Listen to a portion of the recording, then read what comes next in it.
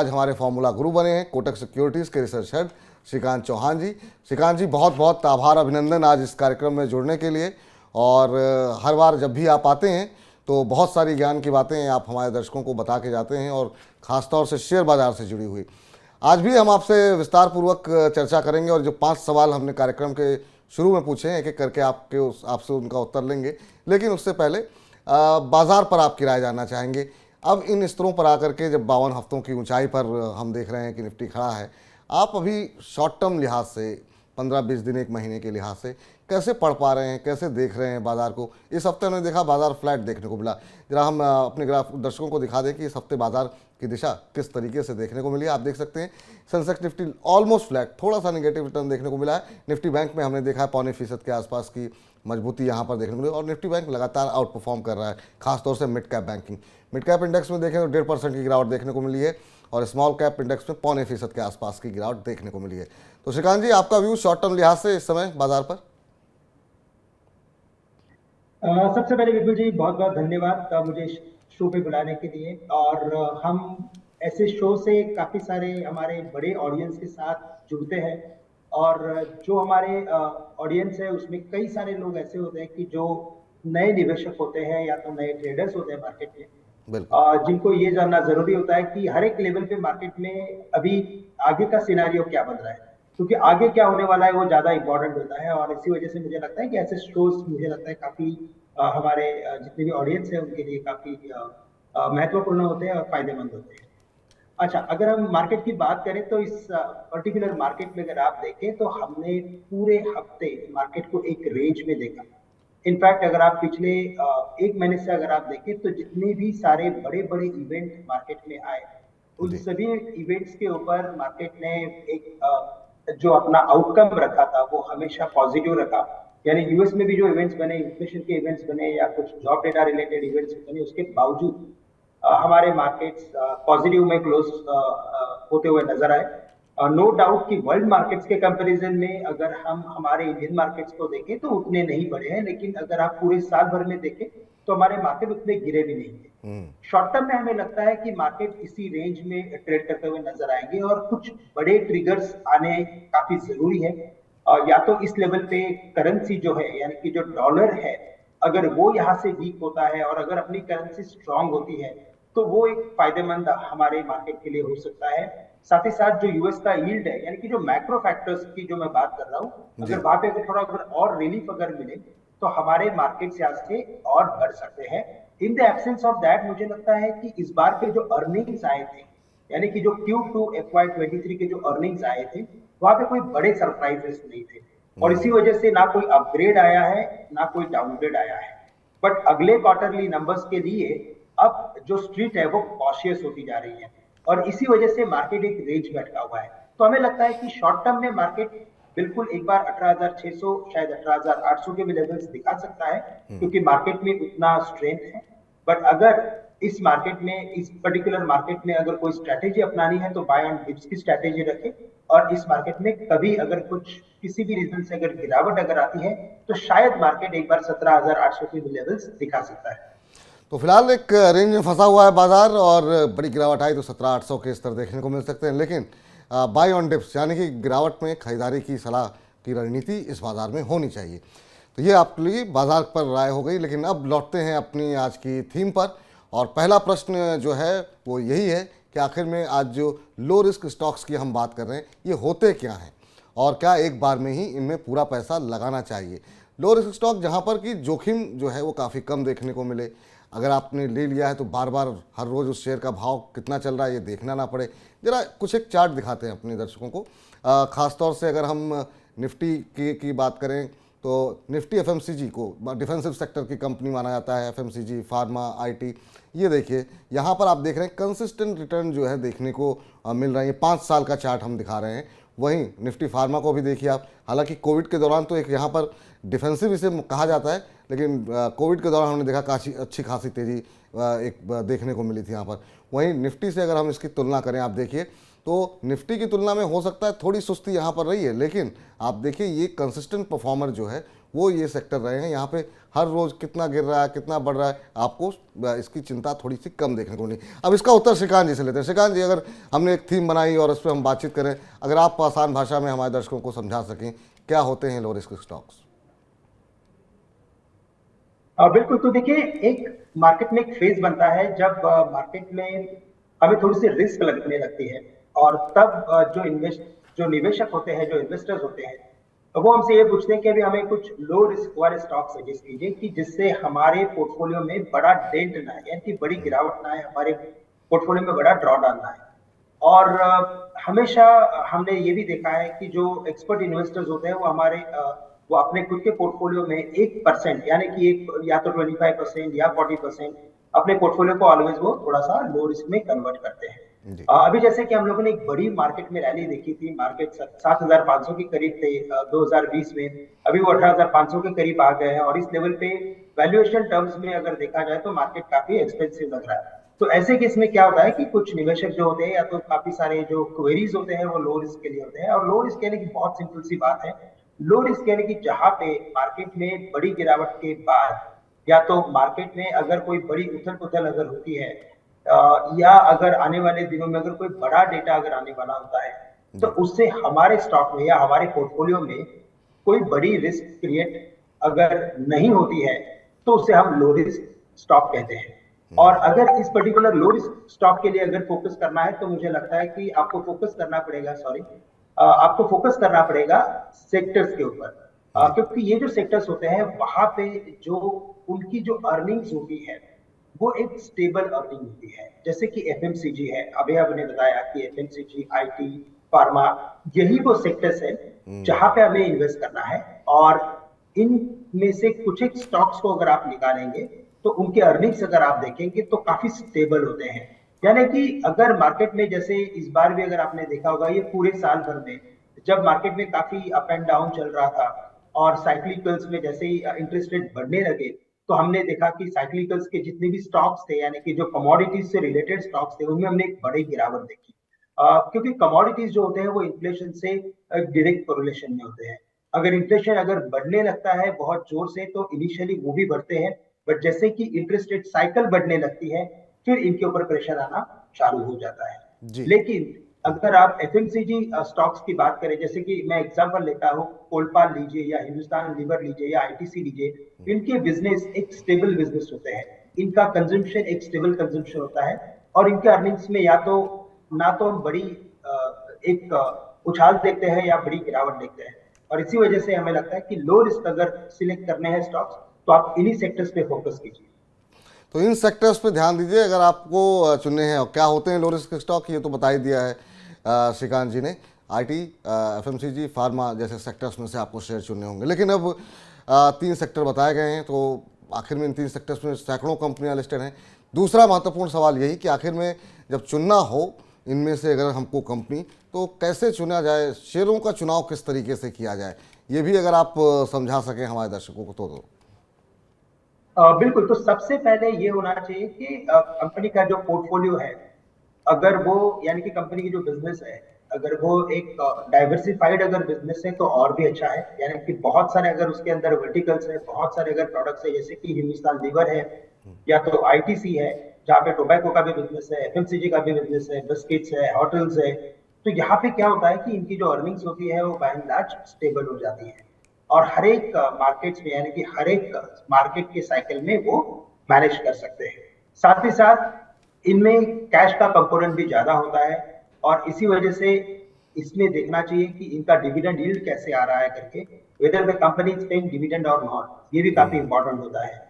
तो मैक्सिमम ये सब कंपनीज जो होती है वो अपनी डिविडेंड को वापस बिजनेस में ही री इन्वेस्ट करती है, उनके खुद के बिजनेस में री इन्वेस्ट करती है, या तो ग्राहक, या तो जो उनके शेयर होल्डर्स होते हैं उनको देती है, और इसी पैटर्न पे वो चलते रहता है। तो जैसे अर्निंग्स बढ़ेगी वैसे फ्री कैश फ्लो भी बढ़ेगा फॉर द फर्म, और इन 2-4 फैक्टर्स के ऊपर आपको फोकस करना है। सबसे पहले डिविडेंड कैसे दे रहा है, क्या दे रहा है कंपनी, वो इंपॉर्टेंट है, whether the company is paying dividend और not. Free cash flow earnings के साथ मूव कर रहा है कि नहीं कर रहा है, that is the second one. And third one, कि पर्टिकुलर कंपनी का प्रोडक्ट पोर्टफोलियो कितना डाइवर्सिफाइड है। तो कंपनी कारोबार कैसा कर रही है, कंपनी की अर्निंग्स कैसी हैं, कंपनी का के पास कैश फ्लो कैसा है, इन तमाम चीज़ों पे आपको रिसर्च करनी चाहिए अगर आप कोई लो रिस्क वाला शेयर चुनना चाह रहे हैं जहां पर बाजार की गिरावट में भी वहां पर आपका नुकसान काफ़ी कम हो। तीसरा महत्वपूर्ण सवाल कि मान लीजिए कि आपके दिए हुए फॉर्मूले पर हमने कंपनी चुनी और कंपनी चुनने के बाद किसी कंपनी में कोई बड़ी गिरावट आ गई, जैसे अभी हमने देखा कि अरविंदो फार्मा के अंदर सुप्रीम को एक फैसला आता है और उसके बाद से किस तरीके से गिरावट देखने को मिली। तो इस तरह की गिरावट आने पे क्या करना चाहिए, क्या पैनिक करना चाहिए और एवरेजिंग करनी चाहिए, और इस तरह की गिरावट में क्या रणनीति एक निवेशक की होनी चाहिए, क्योंकि ये तो हमने बहुत रिसर्च करने के बाद शेयर ढूंढा था और उसमें भी जब गिरावट आ जाए तो क्या सलाह देंगे इन निवेशकों को आप? तो देखिए विपुल जी, कैसे है कि मार्केट में ऐसे कभी कभी एक्सीडेंट हो जाते हैं। हम कंपनी को काफी सोच समझ के या काफी रिसर्च के बाद लेते हैं, बट कभी कुछ ऐसे रीजन बनते हैं जिसकी वजह से कभी कभी कोई कोई स्टॉक काफी जोर से गिरते भी हैं।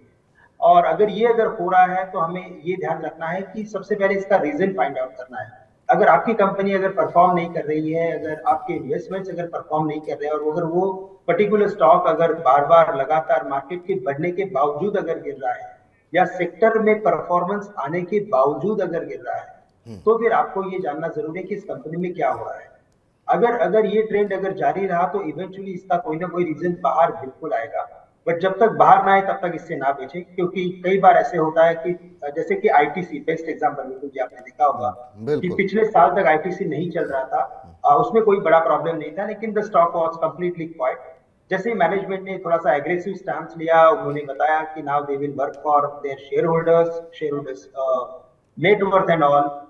तो इसी वजह से क्या हो गया कि आईटीसी में एक अच्छी एक्टिविटी हमें देखने मिली और उन्होंने फिर डिविडेंड जारी करने की शुरुआत की और फिर इवेंचुअली स्टॉक के दाम भी बढ़ गए।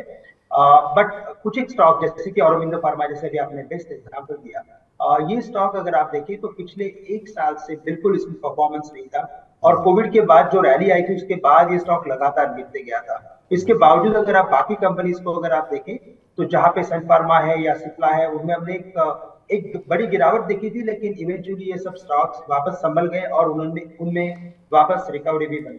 तो हमें लगता है कि जैसे ही इसमें रीजन आया, कॉर्पोरेट गवर्नेंस कोई बनता है, कोई कंपनी के मैनेजमेंट के थ्रू कुछ प्रॉब्लम हो रहा है या तो कुछ एम्प्लॉयज के थ्रू प्रॉब्लम हो रहा है, लेकिन अगर कंपनी किसी फ्रॉड में, जैसे कि PNB for example, very long time back Punjab national bank में भी कुछ ऐसे ही हुआ था, 12-13 thousand करोड़ का कुछ स्कैम आया था और उसके बाद ये स्टॉक गिरा था। मैं ये नहीं कहता कि उसमें उसके बाद ये स्टॉक कभी बढ़ते नहीं है, लेकिन ये काफी बड़ा वक्त ले लेते हैं।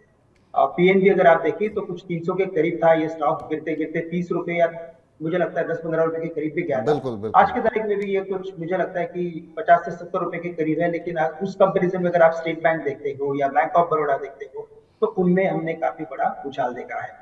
तो Aurobindo pharma is the best example. जैसे उसमें कुछ रीजन आया है, उसके बाद इसमें से इन्वेस्टमेंट जीरो करना काफी जरूरी है, और आप उन्हीं इन्वेस्टमेंट्स को उसी सेक्टर में जो लीडर स्टॉक है आप उसमें कन्वर्ट कर सकते हैं, शिफ्ट कर सकते हैं, तब जाके आपके वापस जो आपकी जो लॉस है उसकी भरपाई हो सकती है। तो श्रीकांत जी का कहना ये है कि अगर कॉर्पोरेट गवर्नेंस से जुड़ा हुआ कोई मसला है, कोई इस तरह की खबर आ गई जो पहले से नहीं पता थी, क्योंकि तमाम लोग जो रिसर्च करते हैं, जो कंपनी की तरफ से फाइनेंशियल दिए जाते हैं उसको ही लेकर के हम पढ़ते हैं, देखते हैं, लेकिन कई बार सत्यम जैसे केसेस भी हो जाते हैं। तो वहाँ पर अगर इस तरह का कोई मामला है तो तुरंत अपना नुकसान बुक कर लें, दूसरे बेहतर शेयरों में पैसे लगाएं, अन्यथा अगर बाजार की गिरावट के दौरान अगर गिर रहे हैं तो होल्ड करने की सलाह रहेगी श्रीकांत जी की तरफ से। अगला महत्वपूर्ण जो प्रश्न है वो ये है कि बहुत लोग कहते हैं कि शेयर ऐसा बताइए कि ले करके भूल जाएं, और कई बार ऐसा होता है कि लोग भूल जाते हैं, वो पैसे भी चले जाते हैं, भूल जाते हैं। तो जब मान लीजिए कि इतनी मेहनत के बाद कोई शेयर, हमने कुछ शेयर्स निकाले हैं और उस पर निवेश कर रहे हैं, तो वो कौन से नंबर्स होने चाहिए जिस पर रेगुलरली लोगों को नज़र रखनी चाहिए, और नज़र रखने की आवश्यकता है भी या नहीं? क्या कहेंगे आप हमारे दर्शकों से? देखिए, अगर आप जो इन्वेस्टमेंट कर रहे हो, अगर आप लो रिस्क में कर रहे हो तो इनके नंबर्स में कोई बड़ा उतार चढ़ाव हमें नहीं देखने मिलता है।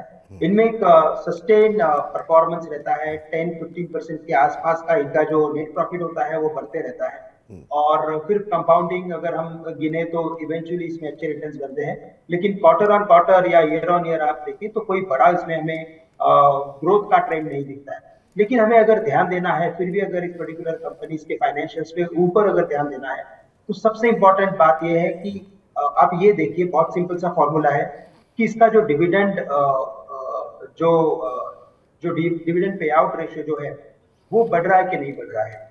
अगर वो बढ़ रहा है तो वेल एंड गुड, अगर वो स्टेबल है तो भी चल जाएगा, लेकिन कम नहीं होना चाहिए।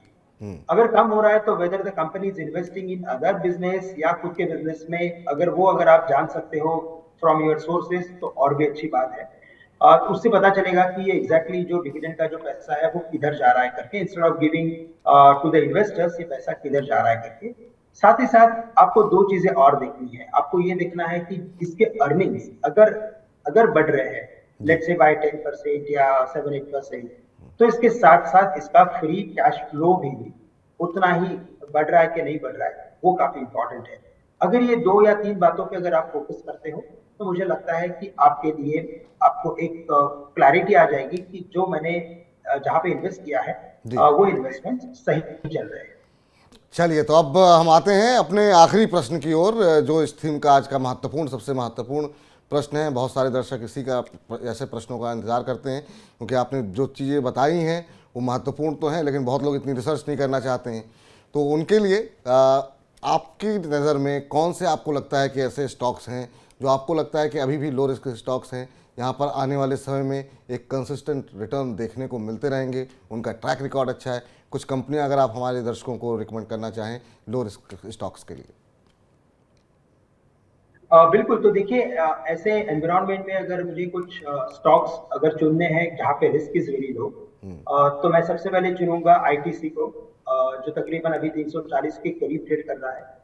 हमें लगता है कि ये स्टॉक कम से कम 380 से लेकर 400 के लेवल्स दिखा सकता है, तो आईटीसी को खरीद के चल सकते हैं। और हमें लगता है कि जैसे इसका परफॉर्मेंस अभी बनते जा रहा है, इस कंपनी के जो नंबर्स आ रहे हैं, आने वाले कुछ क्वार्टर्स में इसमें अपग्रेड्स भी आ सकते हैं, तो आईटीसी हमें अच्छा लग रहा है। साथ ही साथ हमें लगता है कि अगर आईसीआईसीआई बैंक जो है, नो डाउट कि ये it is from the BFSI sector, लेकिन अगर इस पर्टिकुलर बैंक को देखें तो इसमें कंसिस्टेंट परफॉर्मेंस है। और इसके ओवरऑल अगर आप एनपीएस को देखें या ग्रॉस एनपीएस को देखें तो वहां पे भी इन्होंने काफी अच्छा इंप्रूवमेंट किया, तो हमें लगता है कि ये भी एक कंसिस्टेंट परफॉर्मर रहेगा। साथ ही साथ अगर मुझे एफएमसीजी के बाद अगर किसी फार्मा कंपनी में जाना है तो वहां पे हमें लगता है कि सन फार्मा को यहाँ पे आप एक इन्वेस्टमेंट का एक अच्छा स्टॉक चुन सकते हैं। यहाँ पे हमें लगता है कि ये स्टॉक कम से कम आने वाले कुछ महीनों में 1150 या 1200 के लेवल्स दिखा सकता है। सिप्ला 1300 के करीब जा सकता है based on fundamental fair value, currently 1120 के करीब ट्रेड कर रहा है, और यहाँ पे भी हमें लगता है कि अपग्रेड्स पॉसिबल है। इसके अलावा अगर मैं आईटी में फोकस करता हूँ तो हमें लगता है कि टीसीएस, इन्फोसिस, ये 2 कंपनीज भी है जहाँ पे फोकस करें। अभी कैसा है कि विपुल जी, अगर आपने देखा होगा कि 2022 के बिगिनिंग में, 2022 के बिगिनिंग में आईटी स्टॉक्स काफी हाई वैल्यूएशंस के साथ ट्रेड कर रहे थे, बट चूंकि अभी यूएस में एक अच्छा खासा रेट हाइक का एक साइकिल आ चुका है, कई सारे स्टॉक अपने अच्छे लेवल्स पे करेक्ट हो चुके हैं, अर्निंग्स में कॉन्ट्रैक्शन आ चुका है, मल्टीपल्स में कॉन्ट्रैक्शन आ चुका है, तो मैं ये कहूंगा कि अभी इस लेवल पे वापस ये जो पूरा सेक्टर है वो काफी डिफेंसिव बनते जा रहा है, और यहाँ से अगर कोई गिरावट अगर आती है तो मुझे लगता है ये और भी अट्रैक्टिव बनते जाएंगे। तो इन्फोसिस, टीसीएस, यहाँ पे भी हमें लगता है कि काफी अच्छे लो रिस्क वाले स्टॉक है, इनमें भी आप इन्वेस्टमेंट करके चल सकते हैं। तो चलिए, ये वो शेयर्स हैं जो अभी जो है श्रीकांत जी की तरफ से पसंदीदा low risk stock Shrikant Chauhan ji की तरफ से दिए गए हैं। उसमें ब्रिटानिया है, सिप्ला, आईटीसी, एचयूएल है, इसके अलावा आईटी में इन्फोसिस और टीसीएस पसंद आ रहा है, बैंक में ऐसे बैंक का नाम लिया गया है। तो एक बार जरा इन तमाम कंपनियों को दिखाया जाए। आप देख सकते हैं ITC, Infosys, Sun Pharma, Cipla, HUL, Britannia, TCS, ये पसंदीदा शेयर हैं जो कि पसंद आ रहे हैं श्रीकांत जी को, जहां पर कि उनको लगता है कि रिस्क कम है, कंपनी की जो ट्रैक रिकॉर्ड है वो काफ़ी अच्छा रहा है, और आपको भी यहां पर अच्छे रिटर्न आने वाले समय में देखने को मिल सकते हैं। अब चलते हैं अगले सेगमेंट की ओर, और काफ़ी महत्वपूर्ण सेगमेंट हमारा, क्योंकि बड़ी संख्या में दर्शक हमसे लगातार सवाल पूछ रहे हैं। आपके ही कोई सवाल हैं तो तरीका बहुत आसान है, आप सिर्फ एक व्हाट्सअप करना है, FG फॉर्मूला गुरु लिख करके अपना सवाल लिखें, नाम और शहर का नाम लिखें और हमें भेज दें 9311211874 पर। आपको बता दें कि सवाल थोड़ा विस्तार से लिखा कीजिए ताकि आपके प्रश्न का सटीक उत्तर हम अपने एक्सपर्ट से जानने की कोशिश कर सकें। अगर आप मेल करना चाह रहे हैं तो money9query@tv9.com पे भी आप हमें मेल के माध्यम से ही पूछ सकते हैं। मेल कर रहे हैं तो अपना मोबाइल नंबर ज़रूर वहाँ पर लिख दें ताकि अगर आपका प्रश्न अधूरा है तो हम आपसे संपर्क करके पूरा प्रश्न सही तरीके से समझ करके फिर अपने एक्सपर्ट से पूछें। चलिए, अब हमारे आज के पहले दर्शक जुड़ चुके हैं। शौर्य बिश्नोई हैं चंडीगढ़ से। शौर्य जी नमस्कार। नमस्कार सर। नमस्कार बिश्नोई जी, कैसे हैं आप और क्या प्रश्न है आपका? मैं बढ़िया सर। मेरा प्रश्न ये है कि मौजूदा गिरावट के बाद क्या पेटीएम में निवेश किया जा सकता है? मेरा नजरिया अभी 6 महीने का है। चलिए, 6 महीने के नज़रिए के साथ श्रीकांत जी बड़े सवाल आ रहे हैं पेटीएम को लेकर के, इतनी रिपोर्ट्स, तमाम चीज़ें आप देख रहे हैं, इस पर कुछ टिप्पणी करना चाहेंगे पेटीएम को लेकर के?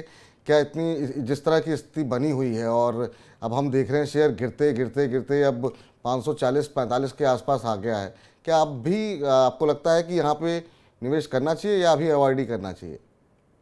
बड़े बड़े बैंकर्स निकल रहे हैं, सारे एंकर इन्वेस्टर्स निकल रहे हैं।